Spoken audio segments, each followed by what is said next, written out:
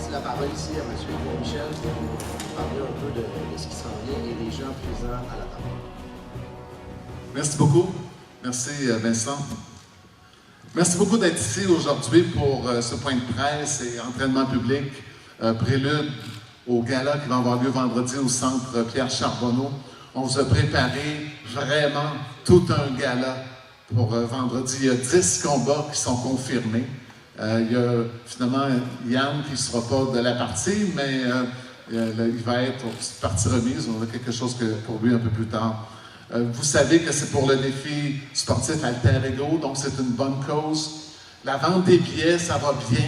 Il y a déjà plus du 3/4 de la salle qui est vendue, puis il reste encore la semaine. Donc ceux qui veulent se procurer des billets, on peut y aller avec le réseau ovation.qc.ca ou l'un des boxeurs qui est ici présent pour cet événement très, très important.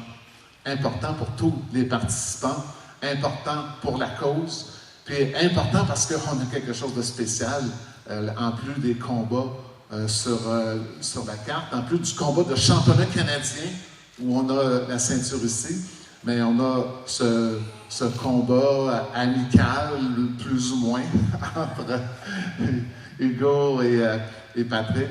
Donc, réellement, vous ne vous ennuierez pas. Pour le déroulement de la journée, je laissais plutôt Vincent vous expliquer comment ça va se passer. Mais donc, c'est un rendez-vous vendredi à compter de 18 h. On va ouvrir les portes à 17 h. Donc, le premier combat va être à 18 h et on va se rendre jusqu'au bout de la soirée. Merci beaucoup. Oui, on va commencer avec le début de la carte, le premier combat de la soirée. Il va opposer Kevin Menoche de Repentigny avec une fiche de 3 victoires, 3 KO à Rudy René d'Ottawa avec une fiche d'une victoire, 5 défaites, 1 nulle. Mais il ne faut pas se fier à sa fiche. Une victoire, 5 défaites, 1 nulle, les gens vont dire « Ah, mais c'est une fiche qui est un peu médiocre. » Sa seule victoire contre Shaq Tulfin. Ses défaites contre Steven Butler et Eric Bazignan. Donc ça peut donner quand même une certaine idée. C'est un combat de 4 rounds chez les 164 livres. Donc on s'attend à un feu d'artifice pour ce combat-là. Il va être le premier de la soirée. Le deuxième va mettre aux prises Hamza Kabaz de Montréal, un jeune espoir qui a été champion canadien en 2017-2018. Fiche de 1-0, parce qu'il y a seulement un seul combat professionnel, seulement 20 ans. C'est un jeune espoir qui va affronter Roberto González Robledo du Mexique, qui lui a une fiche de 3 victoires, 1 défaite et 2 KO. Troisième combat de la soirée, Yann Wilding Pellerin, chez les lourds légers, un combat de 6 rounds. Yann, qui est bien connu ici, qui a une fiche de 8 victoires, 1 défaite et 2 KO en boxe professionnelle, mais qui a aussi une fiche de 11 victoires, 13 défaites en arts martiaux mixtes, donc 24 combats d'expérience en arts martiaux mixtes et 9 en boxe professionnelle. Donc son adversaire devrait être dévoilé sous peu. On va lui passer le micro pour nous parle un petit peu de son combat, mais surtout de la soirée. Merci d'être là tout le monde. J'ai eu un petit changement d'adversaire à la dernière minute pour mon combat.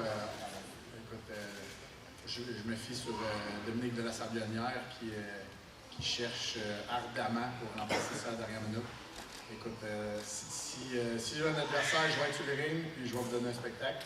Sinon, je serai là pour serrer des mains, prendre un verre avec vous autres puis faire partie de la soirée, s'amuser. On a une carte de fou, on a un championnat canadien, on a le combat entre Pat et Hugo. On a dit amical, je ne suis pas sûr de ça pour l'instant, mais c'est ça va être un bon spectacle. Tous les combats sont... J'essaie de mettre le plus possible des combats locaux. Au niveau des arts martiaux mixtes, c'est un petit peu plus difficile présentement parce que je n'ai pas encore assez de signatures. Avec Yvon, on travaille là-dessus pour rajouter des gars d'arts martiaux mixtes au payroll pour pouvoir faire du matchbooking plus local. Mais sinon, c'est des gens de l'extérieur, mais ça va être des compétiteurs. Je n'ai pas fait venir de faire valoir. Vous allez voir, ça va être tout un spectacle. Pour la soirée, c'est une promotion des groupes Yvon Michel. Depuis le début, il appuie la soirée. C'est comme la série New Era, mais tout part de l'opportunité qu'Yvon nous donne de travailler avec son équipe. Et puis, présentement, on a plus que 3/4 de la salle de vendu. C'est merveilleux. J'espère une salle comble. Fait que, soyez présents. Merci. Merci, Yann. Quatrième combat de la soirée, chez les super légers, un combat de 4 rounds à 143 livres. Abed El Safadi de Montréal, une fiche de 2 victoires, 0 défaites, va affronter Dwayne Durrell de Laval, qui a lui une fiche de 6 victoires, 3 défaites avec 3 KO. Je ne sais pas si Abed est parmi nous. Oh, non, on va passer la parole d'abord à Stéphane qui nous parle un peu de son poulain et de son combat face à Dwayne. Merci Vincent. D'abord, je ne suis pas l'entraîneur principal d'Abed, je suis un des assistants dans le gymnase avec lui. Je vous dirais que c'est un jeune homme qui donne un bon spectacle, il prend Dwayne très très au sérieux, fait du gros sparring, c'est un gars qui donne un spectacle, vous allez l'aimer, vous allez voir, il bouge bien dans un ring, il est alerte, il y a du mouvement, il y a du rythme, il voit la boxe, il la ressent un peu, un style un peu portoricain, vous allez adorer Abed El Safadi. Merci. Merci Stéphane. Premier combat d'arts martiaux mixtes de la soirée chez les Poids-Mouches, 125 livres féminins, 3 rounds de 5 minutes. Corinne Laframboise de Montréal, une fiche de 3 victoires, 3 défaites avec 2 soumissions. Elle qui remportait à peu près tous les tournois de Jiu-Jitsu depuis des années, un peu partout. Va affronter Dee Beckley de Dublin en Irlande. 0 combat professionnel, mais attention, fiche de 7 victoires, 3 défaites en arts martiaux mixtes professionnels. 3e au monde en arts martiaux mixtes amateur, donc médaille de bronze au championnat du monde 2018. On va demander à Corinne de venir nous parler de son combat.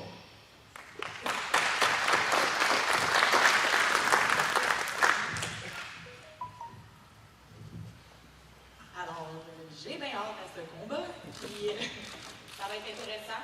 L'adversaire, c'est ça, de l'Irlande, 7-3, elle a plus d'expérience que moi, fait que ça, c'est intéressant.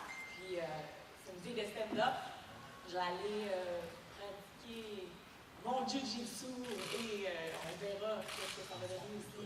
La boxe avec Howard, on la pratique beaucoup aussi, fait que de me répéter, ben, j'ai juste bien hâte à ce combat-là. Le 20 septembre, ça va être tout un show, puis ça va être intéressant pour un combat qui est en arts martiaux mixtes dans un ring. Fait à suivre, soyez là. Merci beaucoup, Corinne. À noter que Dee Beckley vient du gymnase de Conor McGregor, donc c'est quand même intéressant. Chez les Milo maintenant, Wilfred Freeboy Seyi de Montréal, 6 victoires, 3 par KO, participant aux Jeux olympiques de Rio, porte-drapeau du Cameroun à Rio de Janeiro. D'ailleurs, il vient d'une compétition là, où il a participé aux Jeux d'Afrique. Il va affronter Jair Cobra Sena de Monterrey au Mexique. 8 victoires, 3 défaites, 2 nuls, 6 KO, un gaucher. Deuxième présence au Canada, il a fait la limite avec Lexune Mathieu, n'a jamais perdu par KO. Donc c'est un gros test pour Wilfred qui va affronter son gars le plus expérimenté chez les professionnels. Encore une fois, on a Stéphane ici. Peut-être nous donner juste un petit mot rapide sur le combat. Je sais qu'il n'est pas nécessairement content que je passe le micro encore. Mais... Alors, bonjour. Je suis l'entraîneur principal de Wilfred. Comme Vincent l'a mentionné, il vient tout juste de rentrer d'Afrique. Il a fait des Jeux africains la semaine dernière. Mais c'est un athlète qui est tout le temps dans le gymnase, donc il va donner encore une fois un bon spectacle, très alerte, il est conscient du défi qu'il a devant lui. Il était conscient pendant son départ en Afrique qu'il y avait quelque chose de gros qui l'attendait ici, donc il est revenu très discipliné et très très motivé pour vendredi soir. Merci Stéphane. On parlait des combats locaux, là, on en a tout un ici. Chez les lourds légers, 200 livres, 4 rounds, on a Tom Vautour de Montréal. Lui est originaire du Nouveau-Brunswick, mais s'entraîne maintenant avec Yann Nikelop au gymnase dans le sud-ouest de Montréal. 5 victoires, 2 défaites, 4 KO. Il a déjà affronté Shaquille Finn. Et c'est tout un défi pour Alexandre Roberge qui va faire ses débuts professionnels contre un gars expérimenté de 7 combats. Lui, il nous vient de Repentigny. Il a 38 ans, c'est début professionnel, il est fait tard, mais un bon bagage amateur. 32 ou 37, j'ai entendu les deux. Selon la fédération, c'est 32 combats amateurs. On a pu le voir boxer un peu partout sur la scène québécoise, donc on va lui passer le micro pour qu'il nous explique un peu les détails de son combat et de son camp d'entraînement. Je n'étais pas prête à prendre le micro, alors Stéphane, oui, ça s'en vient grand pas, je m'entraîne très fort, c'est effectivement un gros défi. Je me dis qu'à mon âge, on ne prendra pas un 0,8 mexicain. Alors, quand Yann m'a proposé Tom Vautour en remplacement de Francis Charbonneau, pour qui je souhaite un bon rétablissement, d'ailleurs pour sa blessure, ben, j'ai tout de suite dit oui. J'ai dit oui avant mon coach. Fait que, Tom Vautour, il va être là, ben moi je vais être là aussi en face de lui, puis il va voir qu'à 38 ans, j'ai du gaz. Fait que, comme vos dos, I'll see you the 20 in the ring.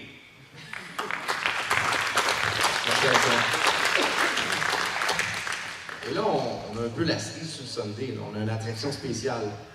Donc, chez les poids lourds, très lourd. 3 rounds de 2 minutes chez les poids lourds, donc une attraction spéciale. On a Hugo Girard de Saint-Jean-sur-Richelieu, qui est à son premier combat de boxe à vie. Donc, 6 pieds 2, 330 livres, variable. 320, ok. Champion des World Strongman Challenge en 2002, connu, qui passe à peu près à toutes les émissions de télé possibles depuis quelques années. On va lui passer le micro. Il va affronter Patrick Côté, lui, originairement de Rimouski, Québec.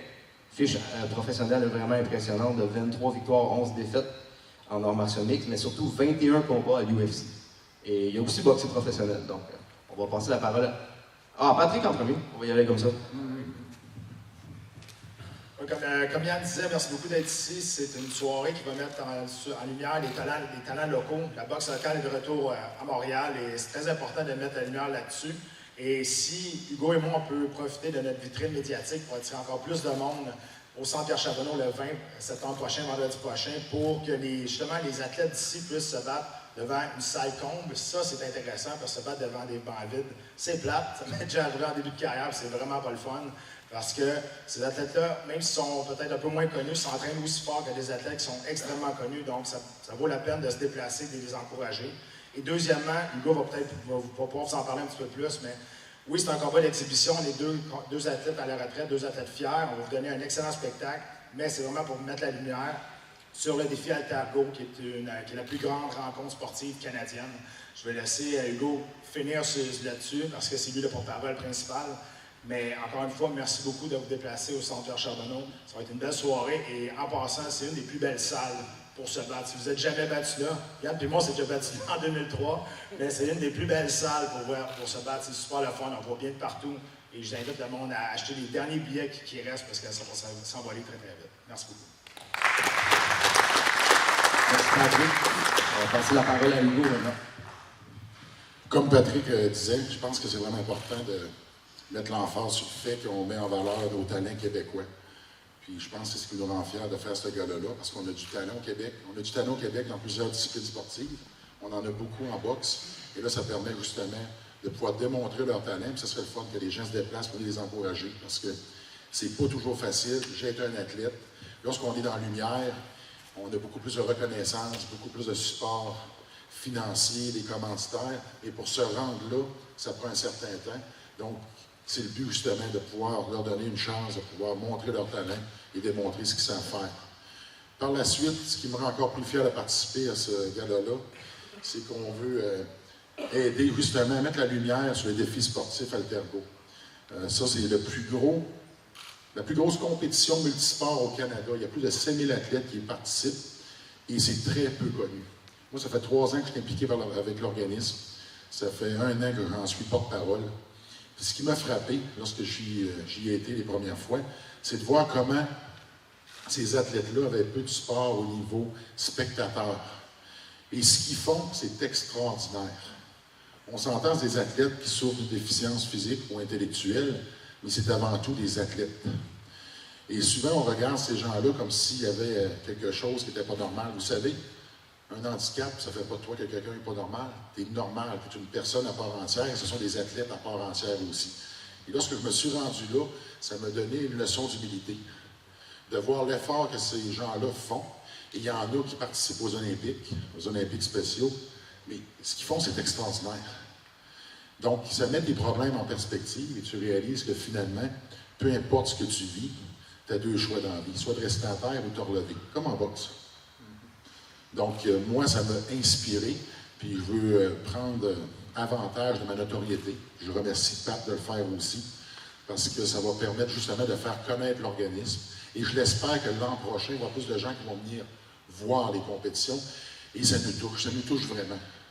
J'ai vu des choses qui m'ont touché, des choses extraordinaires, parce qu'avant tout, c'est du sport, on est dans un encadrement positif, c'est du dépassement, et ça vient me chercher. Et en parlant de dépassement, ben, c'est un peu ça. J'ai choisi de participer et de faire un combat de boxe. On s'entend, je suis à la retraite, Pat il l'est aussi, c'est plus proche de sa discipline que c'est de la mienne.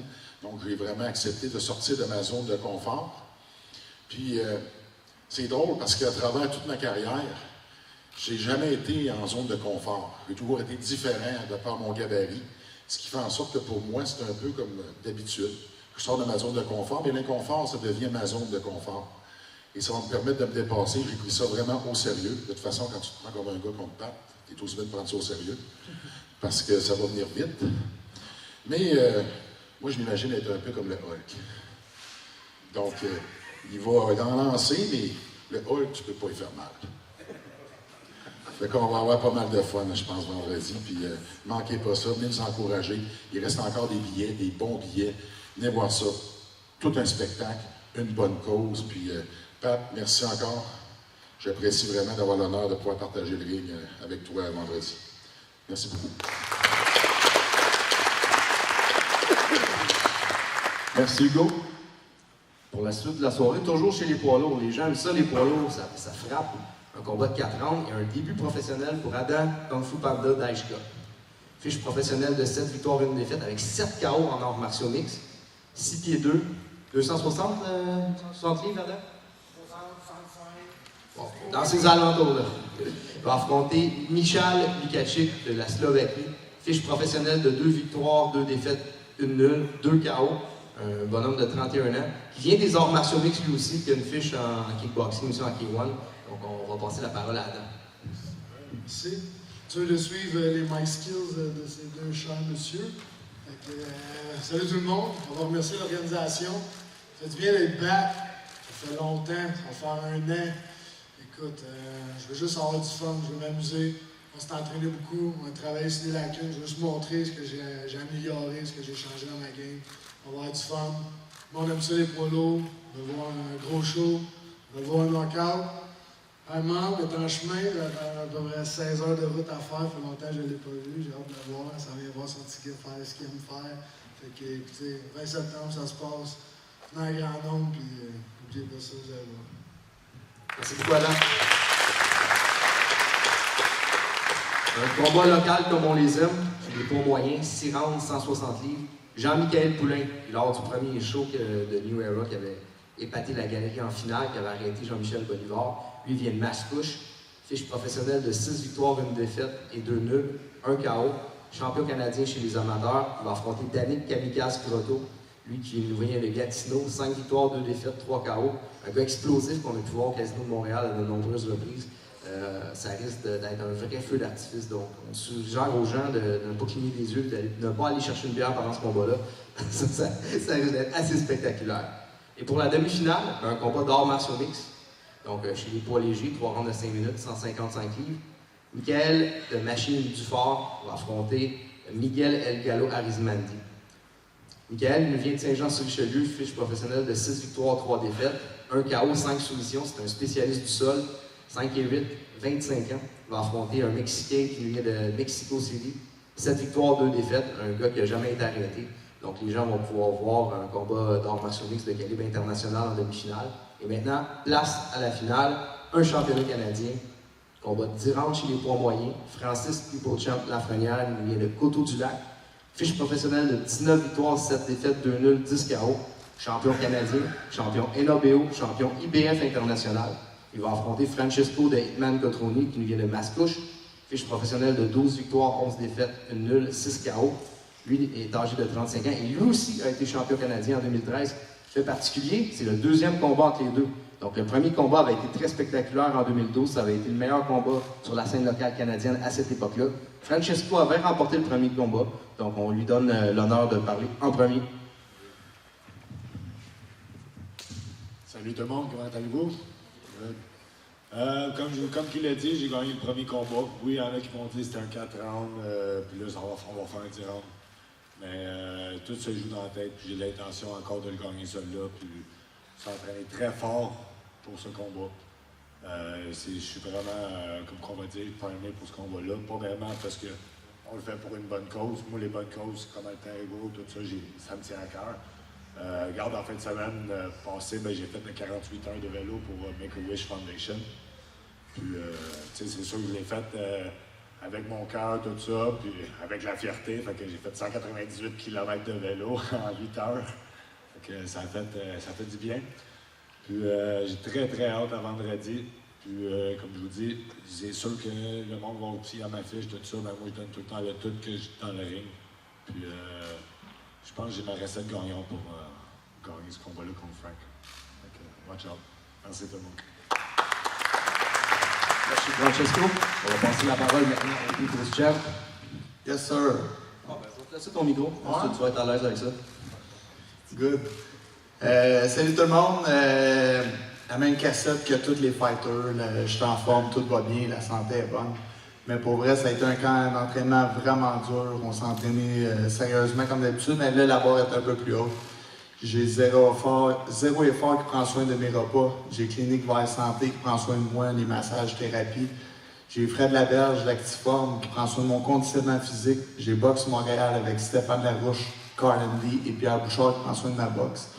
Donc, j'ai une grosse équipe en arrière de moi. Tu parlais de recettes tantôt, je pense qu'on a la bonne recette, nous autres aussi. Puis, on va être prêts pour ce combat-là. Puis, je pense qu'il va y avoir une petite surprise aussi. Merci Francis. Un petit mot aussi de Stéphane qui nous parlait du combat. Rebonjour. Laissez-moi d'abord féliciter les organisateurs, Yvon et Yann. Vous savez, faire un événement de boxe, quand tu as 600 000, 700 000 ou 1 million de budget, c'est très agréable. Quand on a un peu moins, c'est un peu plus difficile.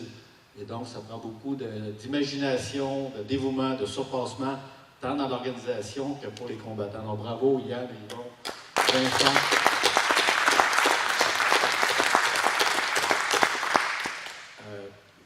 Gala de boxe, finale.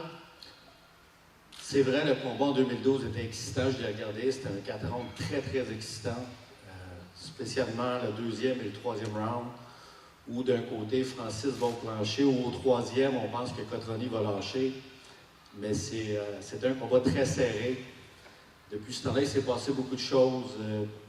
Francis est devenu un boxeur professionnel en 2010. 2010, Cotroni en 2011, donc ils ont roulé leur boss, ils ont du millage dans le corps. Mais ce qu'on sait de ces deux gars-là, c'est qu'ils n'aiment pas reculer. Il y en a un qui ne sait pas reculer, l'autre, il ne veut pas reculer. Donc, ça donne nécessairement un bon combat. Dans le cas de Francis, il vous le dit, ce qu'il n'a pas dit, par contre, c'est que souvent, c'était deux entraînements par jour. Ça fait 5 heures de voiture par jour. Ça vous donne une idée de la motivation. Dans le trafic, le matin et le soir, il faut être extrêmement motivé pour le faire. Il le fait avec beaucoup de sérieux.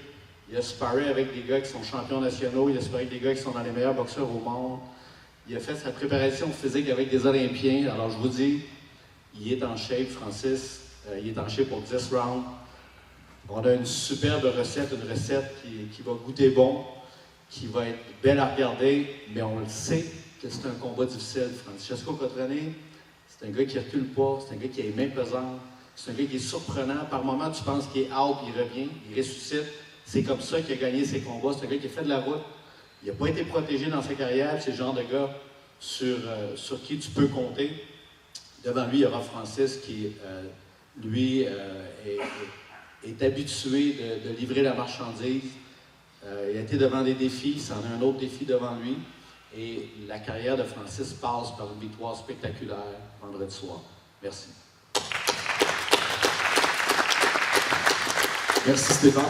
Un petit mot de la fin ici de M. Yvon Michel. Merci Vincent. Encore une fois, félicitations à tout le monde pour les beaux... Je pense qu'Éric Huard aimerait ça parler aussi. Ah oui, mais oui, c'est l'entraîneur de... Peut-être un petit mot sur la préparation de Francesco. Non. C'est pas ma recette italienne. C'est la recette. Non, on s'est très bien préparé. Puis ça, je dis, comme Stéphane disait, on ne sait pas reculer, mais il va y avoir une différence entre Frank des années 2012. On est capable de se déplacer, de trouver des angles pour... on ne fera pas une guerre face à face. On a travaillé là-dessus. Ouais, c'est tout. Juste ça. Une différence que... On ne sait pas reculer, mais on va savoir reculer. Merci. Merci Vincent. Donc, c'est une soirée à ne pas manquer. Stéphane en a parlé tantôt, mais je tiens vraiment à féliciter tous les participants, tous ceux qui se sont entraînés très, très fort, qui ont participé à la vente de billets, qui par leur présence, par leur combat, par leur participation, vont faire de cet événement un succès. Félicitations, vraiment, Yann, c'est toi qui étais vraiment le maître d'œuvre derrière cet événement-là et tu as fait tout un travail. Merci aussi à Julie Grenier qui a fait la coordination au bureau. Merci aux gens de la Régie de la sécurité dans l'Espace Québec qui ont eux aussi collaboré dans tous les instants pour accepter les combats et pour sanctionner cet événement. Donc, c'est un rendez-vous. Il reste encore quelques bons billets. On voudrait, comme tout le monde l'a mentionné, on voudrait bien que ce soit sold out. Il reste à peu près 300 billets pour que ce soit le cas. Donc, vendredi, 18h, au Centre Pierre Charbonneau. Merci beaucoup. Merci beaucoup tout le monde.